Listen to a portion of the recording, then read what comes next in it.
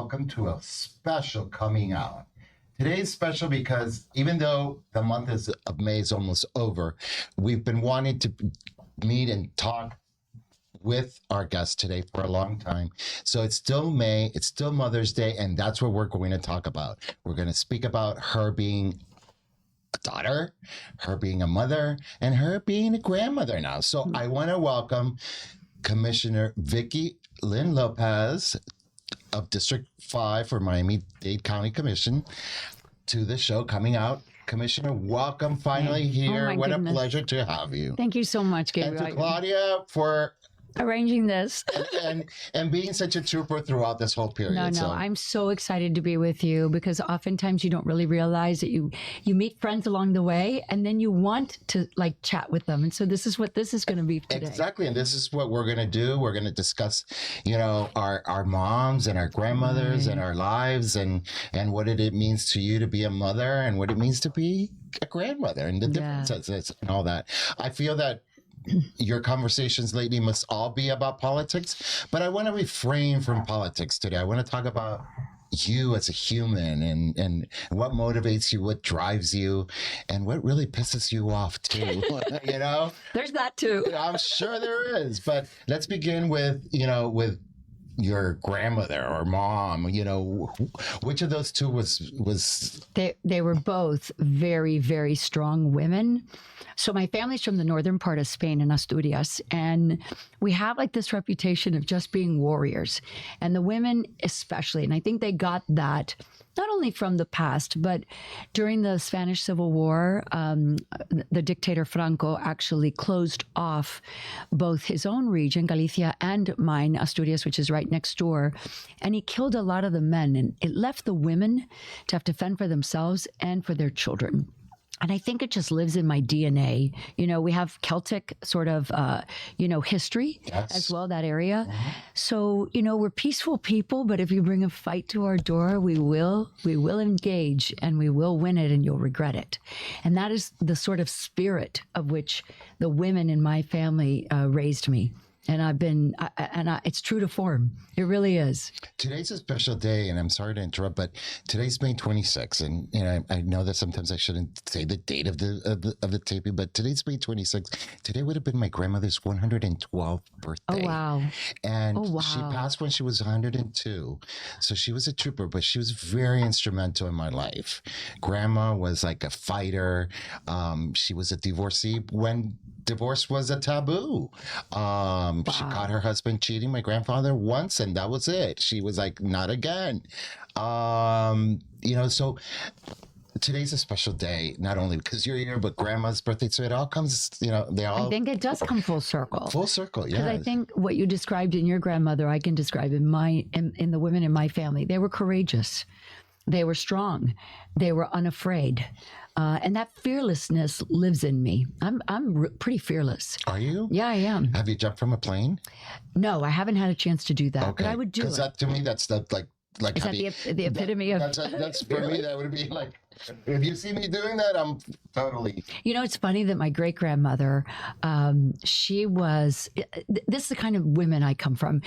During the 20s, when the banks were closing, as you well know, my grandmother left her house, did not drive. My great-grandmother, sorry, did not drive.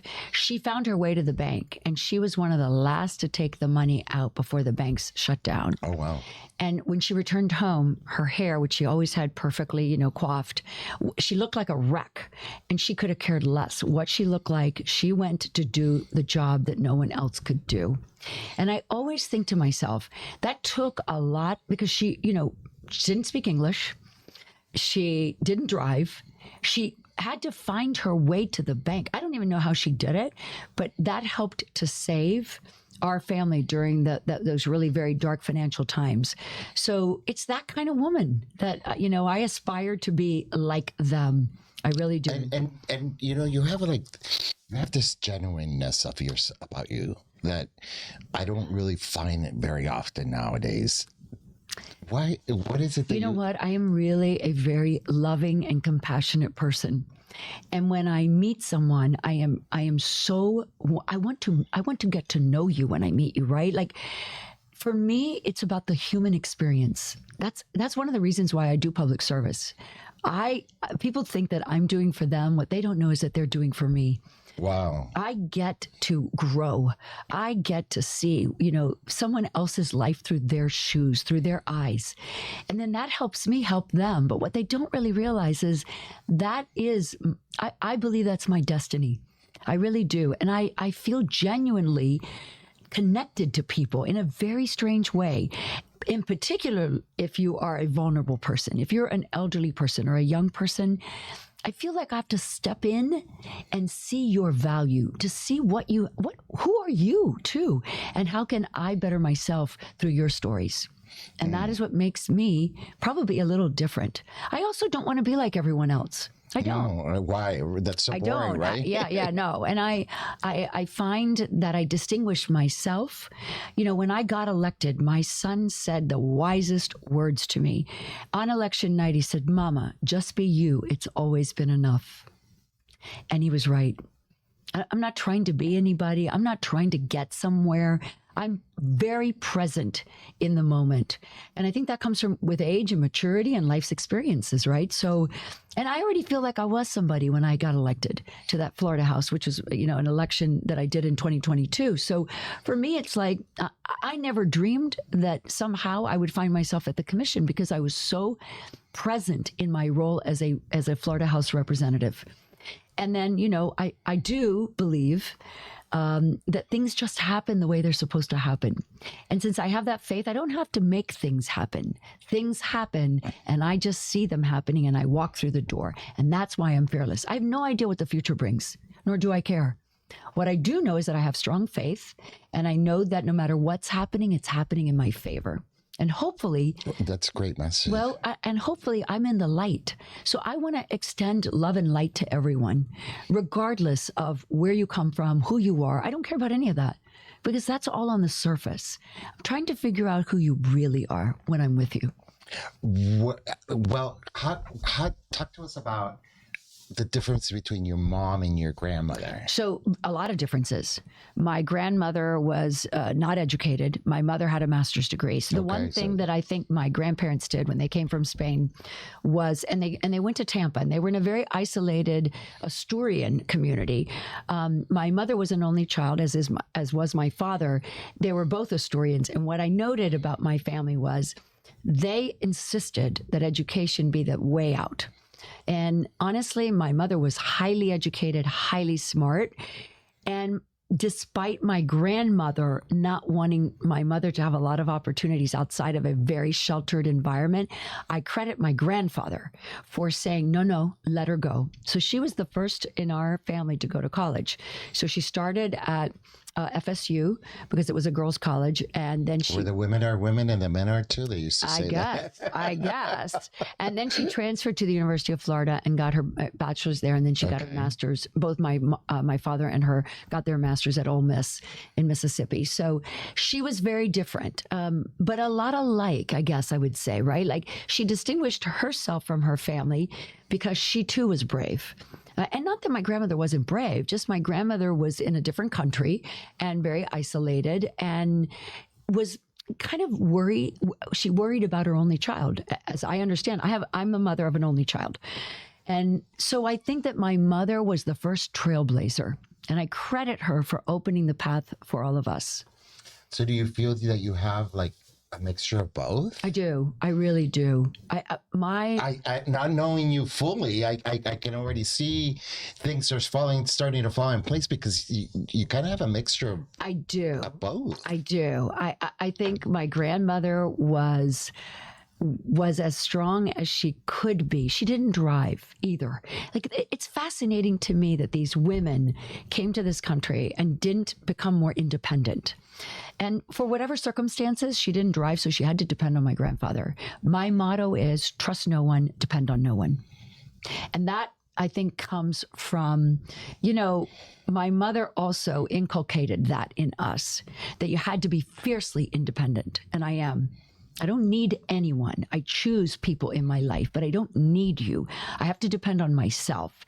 And I think I learned that by watching my grandmother have to wait for my grandfather to come home from El Centro, where he was playing cards or dominoes, to take her somewhere. And my mother said, have car, will travel. So, I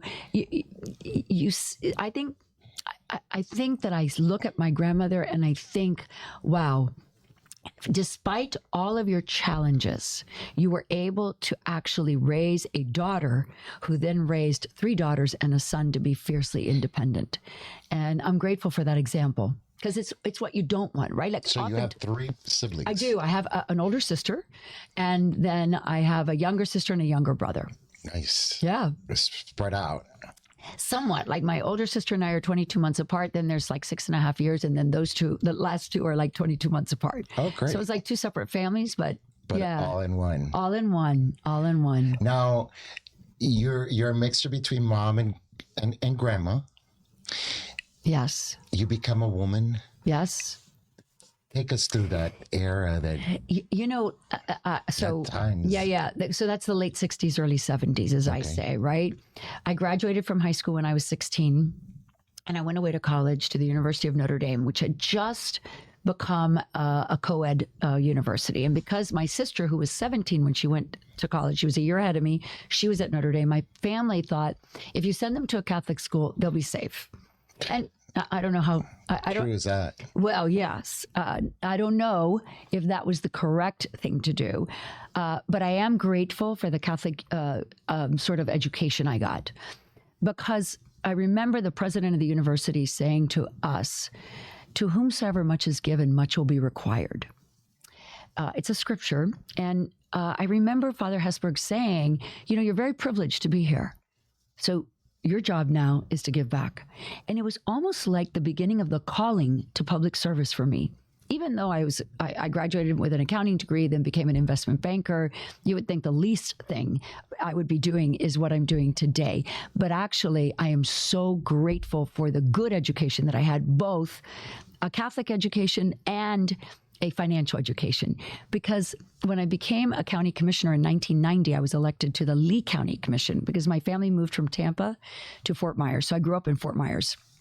I was the only one with a real financial background. I could review bond documents because at that time we were actually bonding a lot of capital projects, and I understood every bit of it. And over the years, having a financial background actually has been very helpful. I was a sophomore in the Florida House and became a budget chair of a subcommittee. And I did some of the best work because of my financial background and because of my auditing background. So I believe it's going to help me now as a county commissioner as we enter into the budget cycle, right? Which is the toughest cycle. It is the toughest cycle because you have to make hard choices. Yes. You have to prioritize things and you have to make hard choices. And you can't, unfortunately, you can't be everything to everyone, and someone's always going to be upset. But, I govern myself by what I think are my principles and my values. And I think that's what I learned along the way at Notre Dame. I think my foundation was formulated at home and then solidified at the University of Notre Dame. And then from there, it was just easy. It was easy to do the right thing always, right? And not that I'm perfect, and certainly I've made many mistakes in life, but I love at this age looking back over my life and saying, I'm not sure I would do it differently because I am who I am today because of all those experiences. And okay, so you've had these wonderful experiences. You transitioned from being a daughter to a mother. How was that? I'm not. Moms are special. They are special. But not that dads are not, but moms are. My mother always said, and this is a Spanish saying that I'll translate, padre cualquiera, madre única. Anyone can be a dad, but you can only have one mother. I truly believe that is true. I think our instinct to nurture, to protect, and defend is just part of who we are as women. So, but I wasn't I would not call myself, and I'm sure my son would agree, I'm not one of those moms where I wanted to stay at home and raise him. I always felt like I should have my own life and guide him and hold space for him while he found his life. And so, somewhat like my mother, who always had a career, like when it wasn't normalized, my mother had a career and she worked. And so I thought she did a great job balancing both. And I thought that I could too. And in that era, sort of that beginning of the 70s and then through the early 80s, women were trying to really break the ceiling in business. So it required you to do it all. But a lot of us suffered from one thing. They told us we could have it all. They forgot to tell us not all at once. So And that's a problem, right? it is a problem because, we thought that we had to do it all, right? So we made sacrifices along the way, and usually we were sacrificing ourselves and sometimes our children, right? I think that women today as mothers are given a little bit of a pass. And I tell them, after my experience, take your time. There are different eras in the life of a woman. You can start your career, you can be a mother, you can take a step back, and then you can go back if you want to or not. Like I believe that there are so many choices women should have now. Nowadays, yes. 100%. But in those days, we were fighting you have to be better than the man. You have to excel. You have to prove to everybody that we can do it. And I think that was troublesome in many ways for women and for me as well, right? Like I wanted a life. I wanted to be a mom. But, my son, I always say, when you only have one child, the sun rises and sets on them. And he is my greatest gift in life. What's his name? His name is Donald. Donald. But affectionately known as Donnie, always. Donnie. Always will be Donnie, right? Always will be Donnie. He's your one and only? He's my one and only. And then he handed me my grandson, whose name is Stellan. And Stalin? Stellan. Okay. Yeah. And honestly, He's far from it. oh, wow. It is what every grandparent says. Before you're a grandparent, you can't understand it. When you see this child that they give you, you're like, okay, that's it. Everything else doesn't matter. Like it puts things into perspective. I think at least for me, it does, right? Like I live a very crazy, busy life. When I am with him, he is so joyful. He is so present that it forces me to be the same. And it takes me outside of a little bit of the world that I'm living in to have some fun and to release a little bit the pressure. I just find that sometimes, and I tell this to Ray all the time, I said, we have to be present. We really do, Gabriel. We have to be present. We're so busy looking back. We're so busy looking forward. And the past is gone. The future hasn't arrived. And here we are in the middle of the minute and we missed it. Exactly. And it just came by and it left. And so I think sometimes parents are so busy and caught up in so many things that they're trying to do the best that they can for you. But at the same time, they're missing the moment. They are. And I think one of the reasons that I'm so excited about my grandson is because my daughter-in-law is an amazing woman herself. Like I'm able to look at her and see that she has her own business, but she is so patient and present with Stellan that it makes me joyful. Like I always say, can I leave this earth and know that everyone's okay? And the answer to that is yes. My son is good. My daughter-in-law is great. And my grandson is in a loving, nurturing environment. And I just happen to be the icing on the cake. And I'll ask you now, do you feel that you've left this place a better place? I do believe I have. Every single time that I have an interaction with someone, I think it is divinely appointed. And my job is to bring the light there. My job is to give unconditional love. And I sometimes see that even a smile or a touch changes someone. And I'm doing that every single day. I'm on the ground. I love my district and I love the people who live in my district. So I spend a great deal of time in the district, right? I love knowing that despite all the laws that I can pass and all the things that I can do to make someone's material life better, what I'm hopeful that I'm doing is I'm bringing some joy and love to someone's life every single time they see me. And I was going to comment on that because when I see pictures of you, you're like smiling. And I mean, we're always going to pick the best pictures, but in every picture that I see, you're always smiling or the person is smiling. So that to me makes it seem like the interaction was just amazing, or it was worth it. Every interaction's worth it. I think I derive a lot of joy from hearing someone say to me, "You've brought me some happiness today." And that's really what it is, right? Like, look, I can't make everyone's life perfect. I wish I could. But if I can make moments perfect, and that goes down to like the woman, the busboy in my district, right? People seem to think that we as elected officials only hang out with certain kinds of people. I feel most comfortable when I'm with the real worker, the real working class, the people that mean something, right? For me, at least, because I've had a privileged life in many ways and not so privileged. Look, as I said, we've all been through certain things. I believe that being with people is where the rubber hits the road. I want to hear their stories. I really do. I get inspired. They don't really realize this. When I go to a senior building and I do a senior event, I remind them they are the ones that make this fight worth it. So they're, as we say in Spanish, me levantan el ánimo. They give me that strength, that courage to keep going on their behalf. Because today, for example, we did a senior event at a senior center. Everyone was up dancing, singing. It was as if we'd taken them back to a time when they were younger, when they had a different life, right? And they didn't realize that they had made me so happy, because seeing their happiness makes me happy. And they don't even realize it. They don't. They think that I'm there for them. Right. They don't have any idea that I say, this is the reason I will work hard, go through whatever I have to go through, because in the end, it's about them and not about me.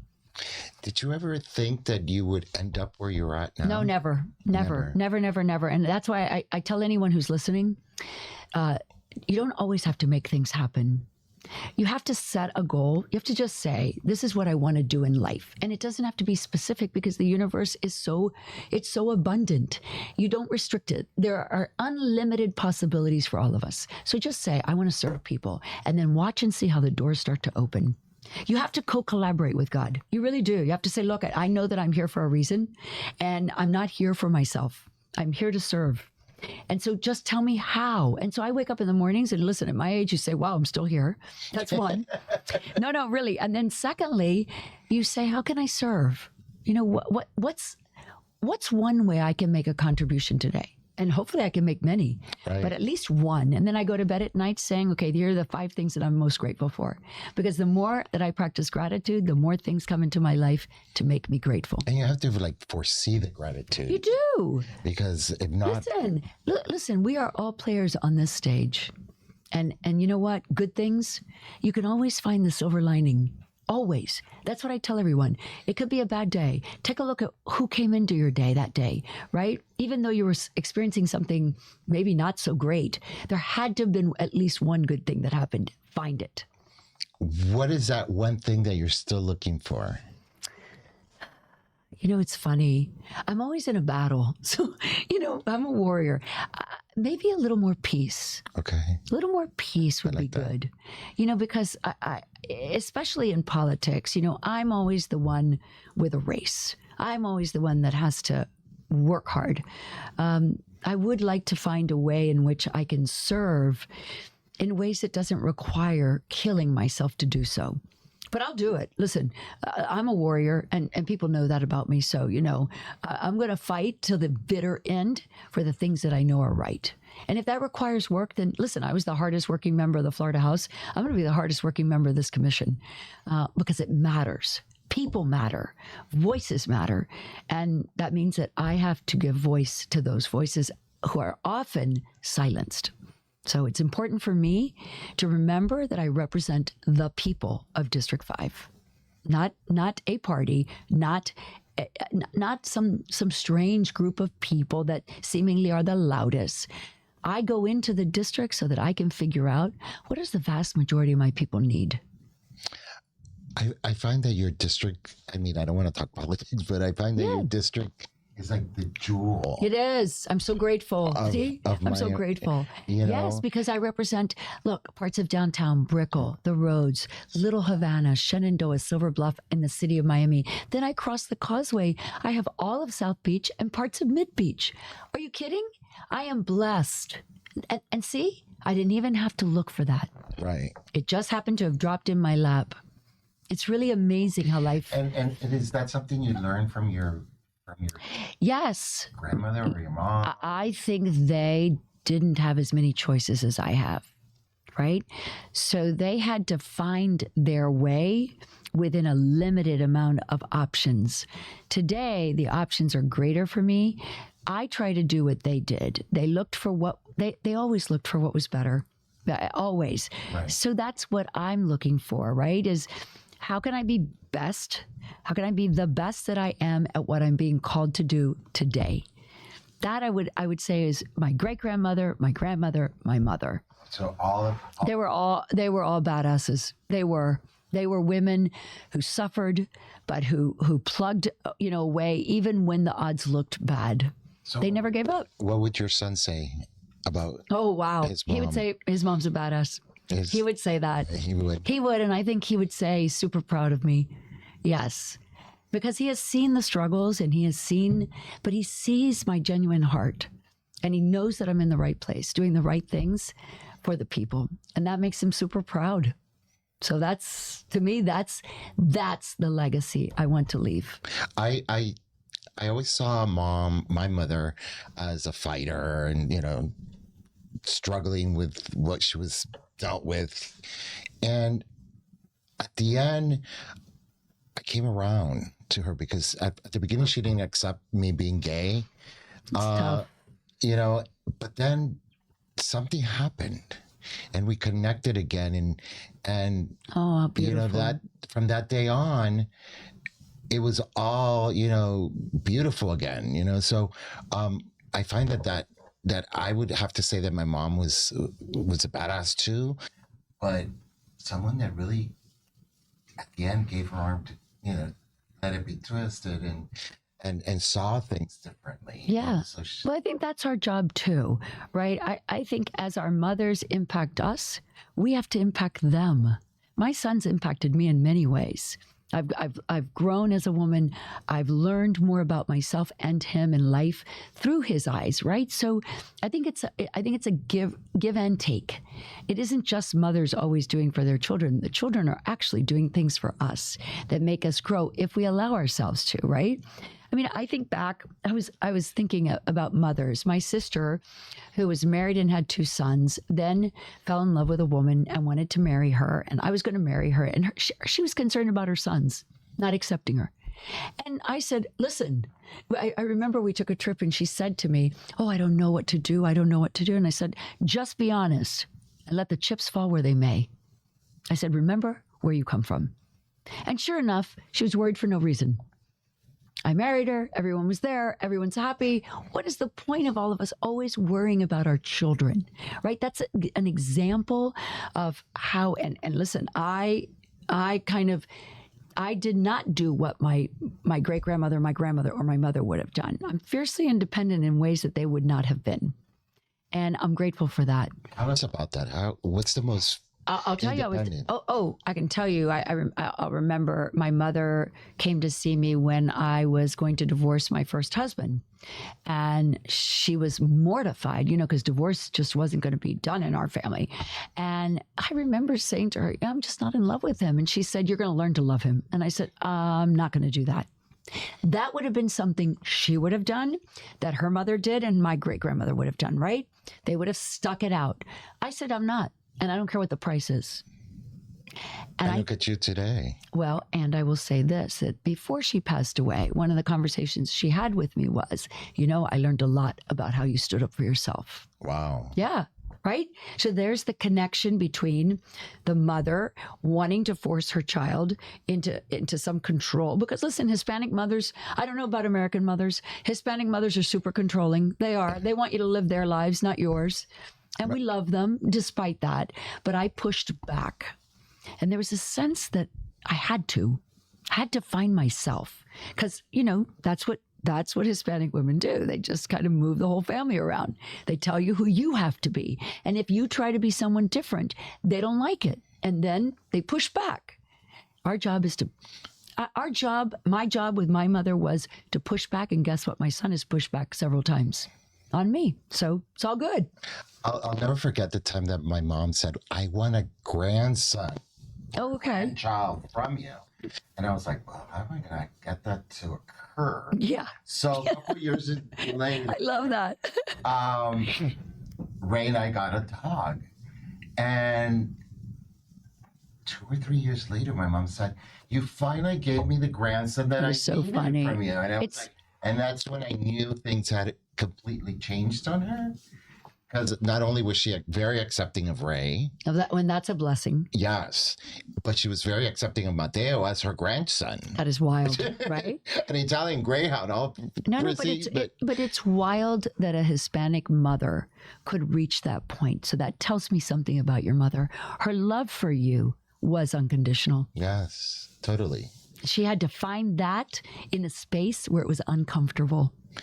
But you know what? We all have to do that. As a mother, I've had to listen, if I have any gray, and Donnie, if he ever hears this, he knows. Children will push you. They will push you to the limit. And oftentimes it is good for us to be pushed so that we then can really grow as mothers and women. So I'm always grateful when Donnie pushes back. And he does to this day. We're coming to a close now. Leave us with a message. Yes. So here's what I'm going to say about women, in particular, mothers, sister. Listen, I'm going to give you the same advice my son did. You just need to be yourself. It is enough. It really, really is. We have been sold these narratives about how we have to be someone different than who we really are. I would challenge every woman who's listening. Find yourself, be yourself, and leave the rest to God. Everything else will work itself out. It will. It's amazing how it does work out, right? It does, always. Why always. is that? I think it's because we're so afraid to buck the system. But the system requires bucking. It's there so that you buck it, so that you can find yourself, so that you can be your best and true self. And I think you're there now. Oh, no, right? I'm 100% there. Yeah. 100% there. Really comfortable in my skin, been through a lot. I think age and experience also helps. Of course. I do, because you've been through, you realize you've been through a lot, you've learned a lot. But I do believe that younger women have a chance to not have to wait till they get to my age to do it. So that's why I'm always mentoring and encouraging young women. Don't worry about what everyone thinks. Don't worry about what they're saying. Go inward, because you have everything you need inside of you. I always like that song from Sting that says, be yourself no matter what they say. Oh, yeah. The Englishman in New York. Well, but remember, Gabriel, that our culture always tells you that worry about what someone else is saying. Totally. I'm thinking to myself, who cares? But it was important to them. I bucked that as well. That we got to free. It's like you take the chains off. Shackles. That's it. That's right. On that note, thank you for joining us, God, Commissioner. it's been so great. Great. Always. It's always a pleasure to see you. Thank you. Hearing from you. Love it. Love being in your presence, Gabriel. Thank you for coming out and spending an afternoon with us. On that note, we look forward to seeing you again on our next episode. Thank you.